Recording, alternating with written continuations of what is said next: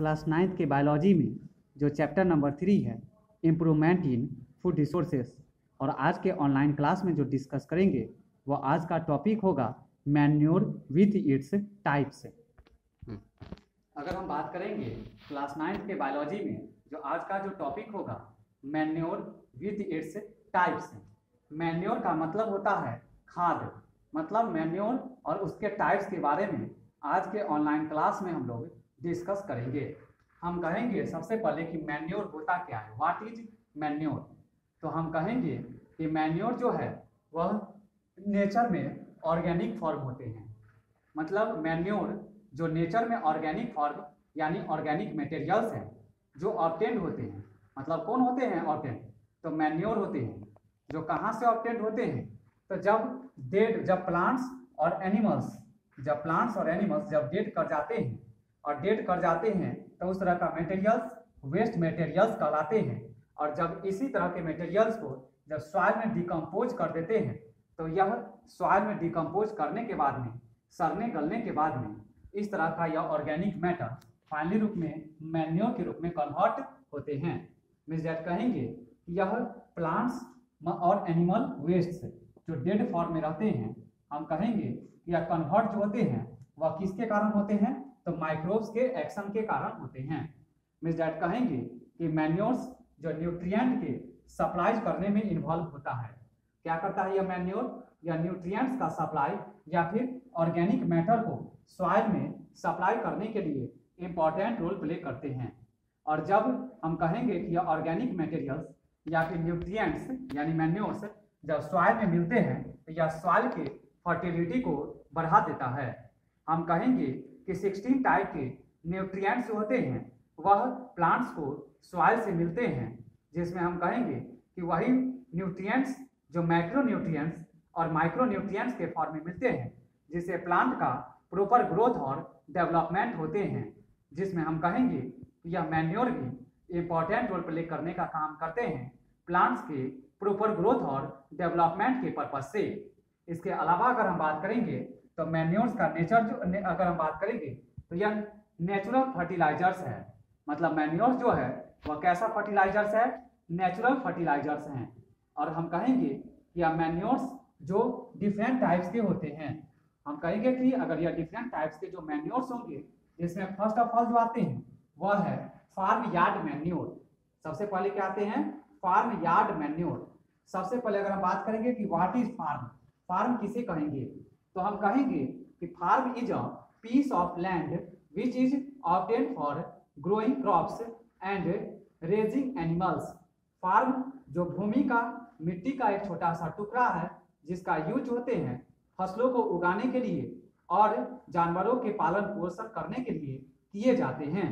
हम बात करेंगे तो इस फार्म यार्ड मैन्योर में तो जो हमारे इस तरह के मतलब एनिमल्स जो हमारे पालन पोषण जिसका किया जाएगा, रियरिंग एंड कल्चरिंग किए जाएंगे, वैसे एनिमल्स यानी जो कैटल्स कहलाएंगे उनका जो अगर बात करेंगे स्ट्रॉ का या फिर बात करेंगे डंग का, डंग जो गोबर के रूप में होंगे और स्ट्रॉ यानी लेटर जो कहलाएगा वह मतलब वेस्ट मटेरियल्स का जो यूरिन और डंग दोनों मिक्सअप टाइप के मटेरियल्स रहेंगे वह स्ट्रॉ कहलाएंगे। और या फिर रफेज मटेरियल्स जो चारा घास भूसा जो हमारा क्या होंगे, जो मवेशी जो शेड्स में खाएंगे, जो फॉडर का मतलब होता है चारा घास भूसा, तो यह सब जब कैटल अपने शेड्स में खाएंगे तो मवेशी खाना में जब यह सब मटेरियल रिमेनिंग मटेरियल बच जाएंगे और इसी तरह के मटेरियल्स को जब हम सॉइल में क्या करेंगे तो उसको इन्वॉल्व कराएंगे तो यह हमारा as a farm yard manure के रूप में हमारे क्या होंगे, तो सॉइल को मिलेंगे, जिससे सॉइल में प्रॉपर रूप में उसके न्यूट्रिएंट्स का सप्लाई होगा और सॉइल में ऑर्गेनिक मैटर भी प्रॉपर रूप में मिलेंगे। नेक्स्ट अगर हम बात करेंगे तो आता है कंपोस्ट। क्या आता है, कंपोस्ट। तो हम बात करेंगे कि मैन्योर जो होते हैं वह मैन्योर तैयार जो होते हैं वह किससे होते हैं, तो हम कहेंगे कि यह मैन्योर जो होते हैं जो डिग्रेडिंग मतलब वेस्ट मटेरियल्स होते हैं उनके डिग्रेडेशन करने के बाद में क्या होते हैं कि जो है सो यह तैयार होते हैं। कौन, कंपोस्ट। मतलब जैसे कि अगर हम बात करेंगे लाइव स्टॉक का, लाइव स्टॉक का मतलब होता है डोमेस्टिक एनिमल्स। लाइव स्टॉक का मतलब क्या होता है, डोमेस्टिक एनिमल्स, और डोमेस्टिक एनिमल्स के जो एक्सक्रीटिव प्रोडक्ट होते हैं जो लाइव स्टॉक एक्सक्रिएटा के नाम से जाने जाते हैं,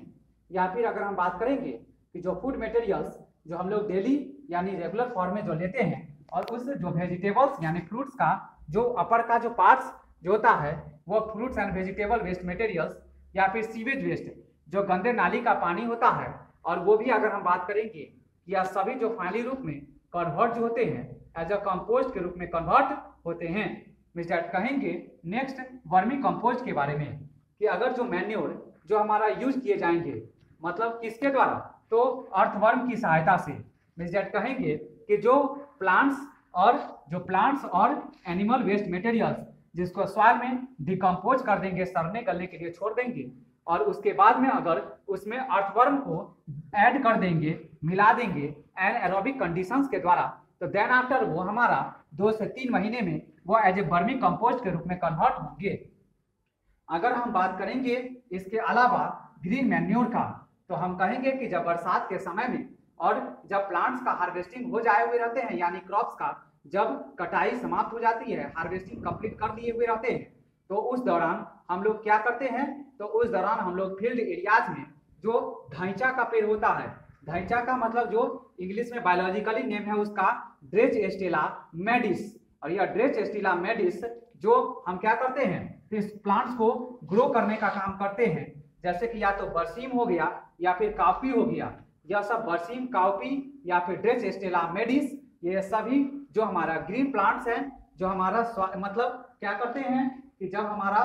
बरसात के समय में रेनी सीजन के दौरान या सभी जो क्या करते हैं, सड़ने गलने का डेड एंड डिकम्पोज होते हैं, तो सॉइल में मिक्सअप हो जाते हैं, और डेड एंड डिकम्पोज होने के बाद में जैसे ही सॉइल में मिलते हैं तो यह सॉइल में एज ए ग्रीन मैन्योर के फॉर्म में मिलते हैं, जिससे सॉइल की फर्टिलिटी मेंटेन होती है और साथ साथ क्रॉप के प्रोडक्टिविटी भी मेंटेन हो जाते हैं। मींस दैट हम कहेंगे कि सॉइल जो हम कहेंगे कि जब इस तरह के प्लांट्स को लगाने के बाद जब प्लगिंग या फिर मल्चिंग करते हैं, जैसे या प्रॉपर रूप में या ग्रीन मैन्योर सॉइल में क्या करते हैं, तो मिलते हैं, कौन, या ग्रीन प्लांट्स सड़ने गलने के बाद, और इस तरह का प्लांट्स जो फाइनली रूप में ग्रीन मैन्योर जो सॉइल को मिलता है, जिससे सॉइल का प्रॉपर रूप में फर्टिलिटी और उसका न्यूट्रिएंट्स, जो nutrients as a macro nutrients और माइक्रो न्यूट्रिएंट्स के फॉर्म में होते हैं, जिसका बेस्ट एग्जांपल नाइट्रोजन और फास्फोरस होता है, वह प्रॉपर रूप में सॉइल को मिलते हैं, जिससे सॉइल का प्रॉपर रूप में मिलना एक फर्टिलिटी को मेंटेन करता है और उसमें क्रॉप्स का लगना उसके प्रोडक्टिविटी को मेंटेन करने का काम करते हैं। आज के लिए इतना ही। नेक्स्ट क्लास में हम लोग नेक्स्ट टॉपिक के साथ फिर डिस्कस करेंगे। Thanks, have a nice day.